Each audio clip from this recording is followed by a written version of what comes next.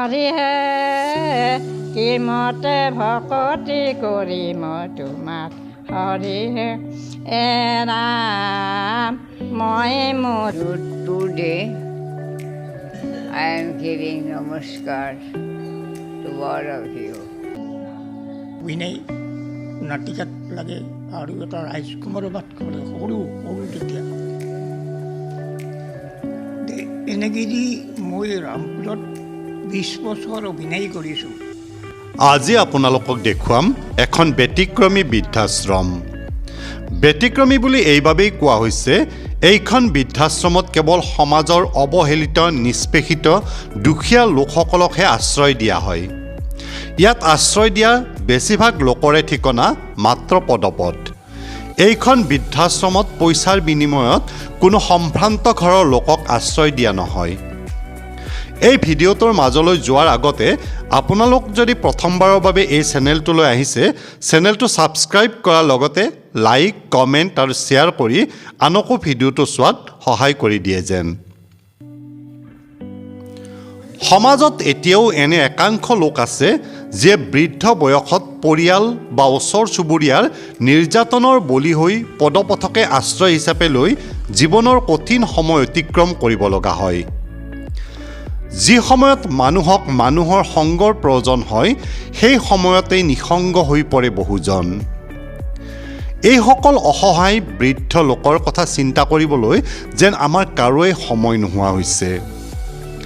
কি চৰকাৰ কি সমাজ সকলোৱে যেন সেইবোৰ মানৱ সম্পদৰ কথা পাহৰিয়ে যাওঁ। এনে একাংশ অসহায় বৃদ্ধ লোকক অকণমান সহায়ত আগবঢ়োৱাৰ বাবে 2008 চনত নলবাৰীত স্থাপন কৰা হৈছিল শান্তিনিবাস বৃদ্ধাশ্ৰম।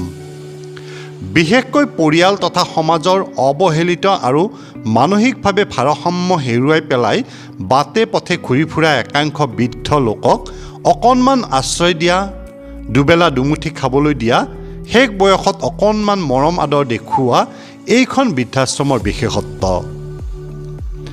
আন বহু বৃদ্ধাশ্ৰমৰ তুলনাত এইখন অকণমান সুকীয়া। এইখন বৃদ্ধাশ্ৰমত কোনো লোকে ইচ্ছা কৰিলেই নিজৰ বৃদ্ধ পিতৃ মাতৃ বা পৰিয়ালৰ কোনো লোকক থৈ যাব নোৱাৰে। ইয়াত বহু বৃদ্ধাশ্ৰমৰ দৰে ধনৰ বিনিময়ত কোনো লোকক সেৱা আগবঢ়োৱা নহয়। নলবাৰীৰ সাংবাদিক মজিবুৰ ৰহমানৰ নেতৃত্বত এই বৃদ্ধাশ্ৰমখন স্থাপন কৰা হৈছিল। নমস্কাৰ। শান্তিনিবাস বৃদ্ধাশ্ৰম আৰু শান্তিনিবাস অনাথ আশ্ৰম সুদীৰ্ঘ 16 বছৰে এই যুদ্ধখন চলাই আছোঁ। মানুহ আৰু মানৱতাৰ হকে এখন যুদ্ধ। আচলতে বেয়া লাগে যে আমি মানুহ হৈ জন্ম লৈছোঁ, কিন্তু আমাৰ নিচিনা একাংশ ল'ৰা বা ছোৱালীয়ে কি কৰে, বৃদ্ধ অৱস্থাত নিজৰ পিতৃ মাতৃক দুৰ্ব্যৱহাৰ কৰে, ঘৰত অত্যাচাৰ কৰে, ওলাই আহিবলৈ বাধ্য কৰে বা কেতিয়াবা ক'ৰবাত পেলাই থৈ যায়। বেয়া লাগে যেতিয়া বয়স হৈ আপুনি দেখিছে এই ফটো আপোনাৰ কেমেৰাত ওলাইছে চব, যে অৱস্থা কি, ৰাতি হ'লে কিছুমানে শুব নোৱাৰে, মানে চিঞৰ বাখৰ কৰে, সেই বুলিয়েই পেলাই থৈ যাব, উলিয়াই থৈ যাব, ট্ৰিটমেণ্ট কৰিব লাগে। এখেতসকলৰ ট্ৰিটমেণ্ট চলি আছে, ৰাতি শুব টান পায়, এতিয়া টোপনি মাৰি আছে। আচল কথাটো হ'ল বুঢ়া হোৱাৰ লগে লগে একাংশ পুত্ৰ কন্যাৰ পিতৃ মাতৃ আচলতে বোজা হৈ পৰে। জাবৰৰ দমৰ দৰে ক'ৰবাত পেলাই থৈ গ'ল, ষ্টেচন, ফুটপাথ বা ৰেল আলি অথবা গছৰ তলত।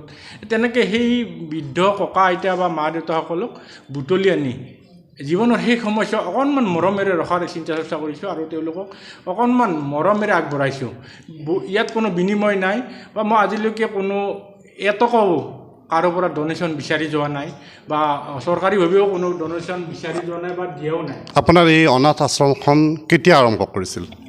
2008 চনত এই কাম আৰম্ভ হৈছিল আৰু তাৰ আগতেও কাম কৰিছিলোঁ, যদিও আনুষ্ঠানিকভাৱে 2008 চনৰ পৰা কৰিছিলোঁ। এই 2008 চনৰ পৰা এই যাত্ৰা, এই মানুহখিনিৰ কাৰণে এখন যুদ্ধ। যিখিনি আশ্ৰয়হীন মানুহ, নিৰ্যাতিত মানুহ, ভোকত থকা মানুহ, তেওঁলোকক অকণমান, তেওঁলোকৰ বাবে অকণমান কিবা কৰাৰ চিন্তা চৰ্চা। আচলতে জীৱনৰ শেষ সময়ছোৱা নিজৰ ঘৰত ৰখাৰ দায়িত্ব আছে, সকলোৰে আছে, কিন্তু বহুতে দায়িত্ব বুলি নাভাবি উলিয়াই দিয়ে, অত্যাচাৰ কৰে, ওলাই আহিবলৈ বাধ্য কৰে। আৰু সেই মানুহখিনিৰ বাবে এই যুদ্ধখন চলি আছে। এতিয়ালৈকে 782গৰাকী ককা আইতা বা মা দেউতা তেওঁলোকক উঠাই আনি বিভিন্ন স্থানৰ পৰা উঠাই আনি ইয়াত ট্ৰিটমেণ্ট কৰি সুস্থ কৰাৰ পিছত তেওঁলোকে পৰিচয় ক'ব পৰা হৈছে আৰু তাৰপিছত পৰিয়ালক ৰিটাৰ্ণ কৰিছোঁ 782 গৰাকী। এতিয়ালৈকে মৰিল 92 গৰাকী। আমাৰ ইয়াতে মৰিল, যাৰ যি ধৰ্ম সেইমতে কৰিছোঁ। সেই 92 গৰাকীৰ অন্ত্যেষ্টিক্ৰিয়া শেষ যিটো আমি শেষ সন্মান দিওঁ মৃতদেহক, সেই সন্মানখিনি যিখিনি যাৰ যেনেকৈ দিব লাগে গোটেইখিনি এই 92 গৰাকীৰ দিছোঁ। এতিয়াও 30 গৰাকী আছে, দেখিছে আপুনি। সেইসকলক মৰমেৰে অকণমান আগবঢ়াইছোঁ, দিনে ৰাতিয়ে 5 টাইম। ইয়াত খোৱা লোৱাৰ যি ব্যৱস্থা আগবঢ়োৱা হয় বা কানি কাপোৰ আগবঢ়োৱা হয়, মেডিচিন আগবঢ়োৱা হয়, এইবোৰ আপুনি কেনেধৰণে সংগ্ৰহ কৰে? অলপ আগতে কৈছোঁৱেই যে এইসকলৰ বাবে ইয়াত যিসকল আছে, আজি 30 জন আছে, কালি হয়তো আৰু 5 জন বাঢ়িব পাৰে আৰু 2 জন কমিবও পাৰে। পৰিয়াল থকা মানুহক ৰিটাৰ্ণ কৰোঁৱেই, এনিহাও বুজাই বঢ়াই কাউন্সেলিং কৰি। আৰু যিসকলৰ পৰিয়াল নাপাওঁ বা নাই সেইসকলক ইয়াত ৰখাৰ ব্যৱস্থা কৰোঁ। আচলতে এইসকলৰ যি ভৰণ পোষণৰ ব্যৱস্থা, মই এই কষ্ট উপাৰ্জিত পইচা বুলি ক'লে ভুল নহ'ব। দিনে ৰাতিয়ে কষ্ট কৰি যিখিনি ইনকাম কৰোঁ তেওঁলোকৰ কাৰণে কৰোঁ। মোৰ ঘৰত চলিব লগা বিশেষ নাই, ঘৰত পত্নীয়ে চাকৰি কৰে, চলি আছে। আৰু কথাটো হ'ল, যিহেতু মই আজিলৈকে ডনেশ্যন বিচাৰি যোৱা নাই বা চৰকাৰীভাৱেও মোক এতিয়ালৈকে একো দিয়া নাই, মই বিচাৰিও যোৱা নাই আৰু দিয়াও নাই এটকাও। তাৰ মাজতে যিসকল শুভাকাংক্ষী এই বিষয়টো ভাল পায়, হিউমেনিটি বস্তুটো ভাল পায়, এই মানুহসকলক ভাল পায়, মাজে পৰে আহে, মিঠাই খুৱায়, কেতিয়াবা কোনোৱে এসাঁজ খাদ্য খুৱায় বা কেতিয়াবা কোনোৱে বস্তু আগবঢ়ায়। ধৰক 10 to 15%, 100 টকাত 15 টকা হেল্প হয়। বাকীখিনি আৰু মই নিজে কৰি আছোঁ, দিনে ৰাতি কৰি গৈছোঁ। এই বৃদ্ধাশ্ৰমখনে যোৱা 15 বছৰে জীৱনৰ ৰং হেৰুৱাই পেলোৱা অজস্ৰ বৃদ্ধাক দিলে নতুন জীৱন। এনেদৰে উদ্ধাৰ কৰি অনা 782 গৰাকী লোকক ইতিমধ্যে আত্মীয় স্বজনে চমজি লৈছে।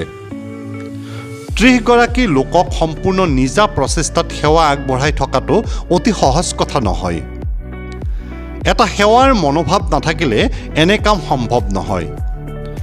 মজিবুৰ ৰহমানে জানিবলৈ দিয়া মতে তেওঁ দীৰ্ঘদিন ধৰি অকলেই সকলো কাম চোৱা চিতা কৰি আহিছে। পুৱা 5 বজাৰ পৰা নিশা 12 বজা পৰ্যন্ত তেওঁৰ কাম অব্যাহত থাকে। পুৱাই তেওঁলোকক চাহ দিয়া, তাৰপিছত ব্ৰেকফাষ্ট দিয়া সকলো তেওঁ নিজেই কৰে। ইয়াৰ পিছত দুপৰীয়াৰ ভাত, সন্ধিয়া চাহ, নিশা ভাত সকলো তেওঁ নিজেই নিজ হাতেৰে প্ৰস্তুত কৰে।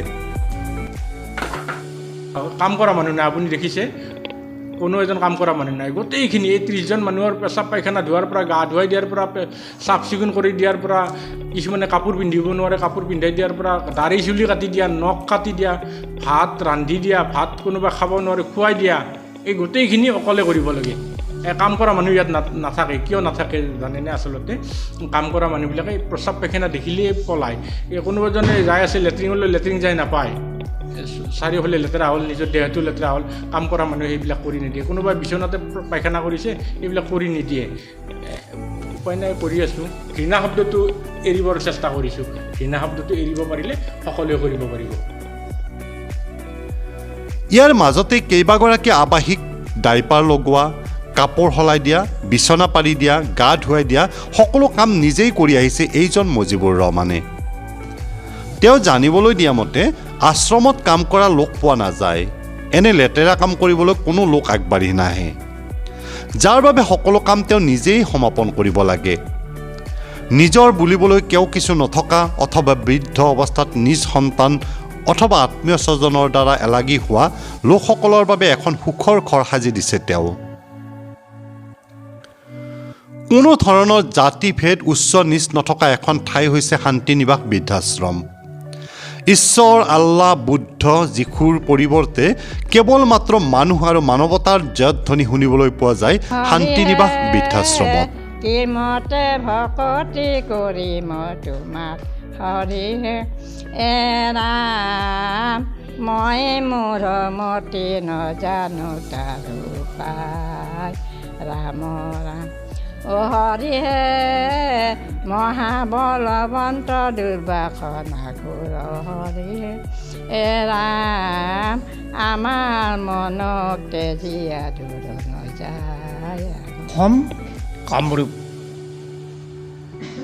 মৌজা ৰামপুৰ পোষ্ট অফিস ৰামপুৰ, গাঁও ৰামপুৰ, থানা মিৰ্জা, সমষ্টিক পলাশবাৰী। কি কাম কৰিছিল আগতে? মই আপোনাৰ আগতে পঢ়িলোঁ দেচোন, এম.ই. স্কুলত পঢ়াওঁতেও পঢ়ি আছোঁ, কিন্তু চুপাৰী কাম কৰোঁ এই পকতামলত অলপ কৰোঁ আৰু। তাৰপিছত হাইস্কুলত যাওঁ ৰামপুৰত। হাইস্কুলত যাওঁতে তেতিয়া মই বহাগত নাম লগালোঁ। এই বহাগত নাম লৈ ভাদ্ৰৰ মাহত বৰ জোৰ কৰিলা এই অভিনয় নাটিকাত লাগে আৰু এটা ৰাজকুমাৰৰ বাট কৰে, সৰু তেতিয়া। এনেকৈ দি মই ৰামপুৰত 20 বছৰ অভিনয় কৰিছোঁ। নাটিকাত 3 বছৰ, কিন্তু 3 বছৰ কৰিলেও পাঠ কৈছোঁ। এনেকৈ কৈ তাৰপিছত একটা এই নাগা বুলি কয় যে তাৰ পুতাক মই ৰামপুৰত 40 বছৰ 40 বছৰ ৰামপুৰ ছয়গাঁৱত 20 বছৰ, এতিয়া 20 বছৰ ৰামপুৰত। এনেকুৱা একদম কোনো নাই, একেবাৰে কোনোৱে নাই। থাকিলেতো মই নাহোঁ নহয়। ইয়াত কিমান বছৰ হ'ল? ক'ত আহিবাৰ? এতিয়া আপোনাৰ 10 বছৰ 4 মাহ চলি আছে। এতিয়া আহিবা। ইয়াত থাকিতো মই একো অসুবিধা পোৱা নাই। চব পাই আছোঁ। খাৱা ফেচিলিটি, থকা বিচনা চব আছে। ফেন পৰ্যন্ত, লাইট পৰ্যন্ত আছে। গৰম লাগছি ফেনখন দিব পাৰি, নাই বাছ কম্বল উৰি চাওক। মোৰ নাম সবিতা কলিতা। মই নলবাৰী মৰুৱা বৰগুৰিয়াৰ পৰা আহিছোঁ। কোনো বেলেগ মোৰ অসুবিধা নাই, খালি মই বিকংগ কাৰণে আহিবলগীয়া হৈছে। আপোনাৰ সমস্যা কি? সমস্যা মোৰ মানে অলপ খোজ কাঢ়িব নোৱাৰোঁ। আগতে মই কৰিয়ে খাই আছিলোঁ, কাম কাজ ধুনীয়াকৈ কৰি খাই আছিলোঁ, কিন্তু এতিয়া মোৰ 10 বছৰে চলি আছে। এতিয়া মোৰ বিকংগ টাইপৰ হৈ গৈছোঁ, মানে ভৰি দুখন খোজ কাঢ়িব নোৱাৰোঁ। আৰু বেছি কথা ক'লেও তাৰমানে গাটো খুব কঁপি থাকে। ভালে পাই আছোঁ মই। খোৱা লোৱা মই ঠিকে পাই আছোঁ, আৰু সময়ত চবেই পাই আছোঁ। কেতিয়াবা ধৰক বিচনা পাৰিব নোৱাৰিলেও দাদাই পাৰি দিয়ে, বা গা ধুৱাই দিব নোৱাৰিলেও দাদাই দিয়ে, বা ধৰক আপোনাৰ পানীখিনিও যদি নিজে ল'ব নোৱাৰোঁ দাদাই গোটেইখিনি যোগাযোগ কৰি দিয়ে। গোটেই সেইখিনিৰ পৰা মই বহুতখিনি ৰেহাই পাই আছোঁ। পৰম আনন্দ পাইছোঁ। বাবাই যে আজি 30জন মানুহক যে এনে আদৰ কৰি ৰাখছে, ইমান আদৰ কৰি খুৱাই কৰি আছে। বিচনাতে ভাত, বিচনাতে চাহ, কোনো এটা পদ্ধতি একো হেৰি নাপাওঁ, আমি দুখ কষ্ট নাপাওঁ। কিমান মৰমেৰে মাতে, কিমান মৰমেৰে সোধে। আহে ৰাতিও আহিব, ইমান কষ্ট কৰি আহে। গধূলি আমাৰ চাহ দিব, কি সুন্দৰ কৰি মৰমেৰে মাতি, কি সুন্দৰ কৰি ধুনীয়াকৈ হেৰি কৰি এইবোৰ মাত্ৰ বাবাও আমি কোনো এটা পদ্ধতি বাবাই এনে মৰমেৰে ৰাখে। এনে তেওঁ শতগুণিত চলি আছে, ৰজগুণিত তমগুণীয় নহয়, শতগুণিত চলি আছে।